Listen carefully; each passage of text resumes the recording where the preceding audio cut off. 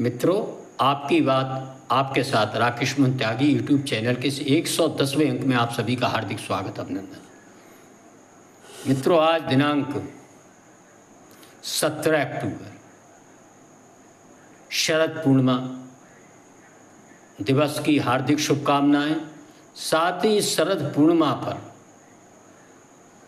इस संसार के प्रथम आदि कवि रामायण जैसे महाकाव्य के रचनाकार और इस समस्त मानवता को अपने रामायण महाकाव्य से सनातन संस्कृति के आधारभूत सिद्धांतों, मानवीय जीवन मूल्यों का रास्ता हम सबको युगों युगों से दिखाते रहे, ऐसे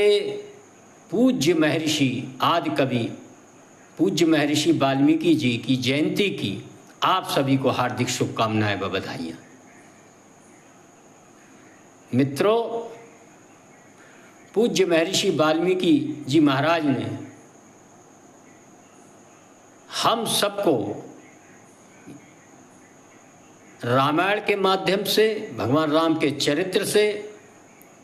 और कैसे मर्यादा पुरुषोत्तम राम के जीवन मूल्यों पर आधारित मानवीय मूल्यों से परिचय कराने का काम जो अपने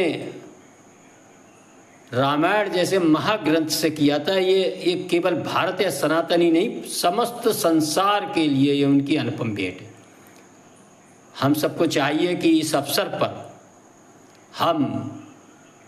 पूज्य महर्षि वाल्मीकि जी को याद करें और उनके रामायण ग्रंथ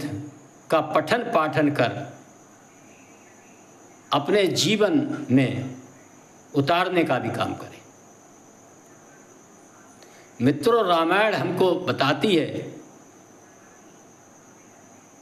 कि बेटा कैसा होना चाहिए, भाई कैसा होना चाहिए, पत्नी कैसी होनी चाहिए, माँ का व्यवहार और दुश्मन के साथ भी कैसा व्यवहार करना चाहिए। ये सब सारी चीज़ें कैसे कोई व्यक्ति समाज के अंतिम छोर पर खड़े लोगों के साथ उनको संगठन करके एक कैसे एक बहुत बड़े साम्राज्य स्वर्ण की लंका, सोने की लंका में रहने वाले रावण जैसे बलशाली महाप्रतापी ज्ञानी शत्रु को पराजित कर सकता है। ये हम सबको रामायण से शिक्षा मिलती है। मित्रों, भगवान राम से यदि संसार का परिचय है तो उसका एक माध्यम रामायण है और रामायण के रचयिता पूज्य महर्षि वाल्मीकि जी महाराज की इस जयंती की एक बार पुनः मैं सभी को हार्दिक शुभकामनाएं बधाइयाँ देते हुए एक जानकारी से भी आपको अवगत कराना चाहता हूँ कि इस वर्ष विगत वर्षों की भांति अलीगंज स्थित सरस्वती शिशु मंदिर में 15वें पूज्य महर्षि वाल्मीकि जयंती कार्यक्रम में आप सभी सादर आमंत्रित हैं। जो इस YouTube चैनल पर बंधु सुन रहे हैं, मेरा सभी से निवेदन है कि उपरोक्त कार्यक्रम में हवन व पूजन के माध्यम से यह जयंती दिवस मनाया जाता है और इस अवसर पर अंत्योदय सर्वोदय का लक्ष्य लेकर हम सभी सनातनी समाज के लोग वहाँ आए लोगों का स्वास्थ्य परीक्षण करा के विभिन्न औषधियां भी निःशुल्क देने का भगवान वाल्मीकि जी की कृपा से कार्य करते हैं। मित्रों, इस अवसर पर अंतिम छोर पर खड़े व्यक्ति जो लगातार अपने मेहनत कश जीवन जीते हैं और उनको इतना समय नहीं मिल पाता या जानकारी नहीं होती कब मेहनत काम करते करते समय बीतते, उनकी आंखों की नज़र कमज़ोर हो गई है, कभी दूर का नहीं दिखता, कभी पास का नहीं दिखता और वह परेशानी किसी से कह भी नहीं पाते हैं, सिर में दर्द होता है, समझ नहीं पाते हैं कि आखिर इसका कारण क्या है, कि 40 साल 35 साल के बाद धीरे धीरे हम सबकी नज़र कमज़ोर होने लगती है। ऐसे बंधुओं का इस कार्यक्रम में जो आते हैं, विगत कई वर्षों से अलीगंज नगर व आसपास के लोगों के सहयोग से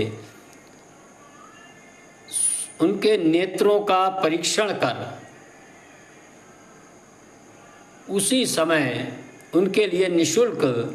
नज़र के चश्मे की भी व्यवस्था की जाती है। मित्रों, हम सब जहाँ रहते हैं आसपास यदि हमारे कोई ऐसा व्यक्ति, महिला या बुजुर्ग रह रहा है तो उसको इस बात की जानकारी दें और स्वयं उसे साथ लाकर कल होने वाले हवन यज्ञ पूजन में शामिल होकर उसको इन योजनाओं का भी, इन कार्यक्रमों, स्वास्थ्य परीक्षण कार्यक्रम का भी लाभ दिलवाएं। मित्रों, इस बात को आखिर हम सबको समझना ही पड़ेगा कि आखिर कैसे एक समाज, वाल्मीकि समाज, जिसके आदि पुरुष के हाथ में पहली बार कलम दिखाई देती है, पहली बार उन्होंने कविता कही, पहली बार उन्होंने रामायण जैसे ग्रंथ की रचना की, समय के अनुसार धीरे धीरे धीरे धीरे शिक्षा से कैसे नाता टूटता गया और शिक्षा से नाता टूटने के कारण वह समाज कैसे पिछड़ता गया और आज विकास की दौड़ में सबसे अंतिम पायदान पर खड़ा है। लेकिन बधाई दूंगा मैं इस प्रदेश के मुख्यमंत्री आदरणीय योगी आदित्यनाथ को कि कैसे उन्होंने अपनी सरकार बनने के बाद पूज्य महर्षि वाल्मीकि जयंती के कार्यक्रम को एक सरकारी कार्यक्रम बनाने का काम किया है और हर वर्ष जिले के जिलाधिकारी, मुख्य विकास अधिकारी व अन्य IAS, PCS अफसर जो भी हैं,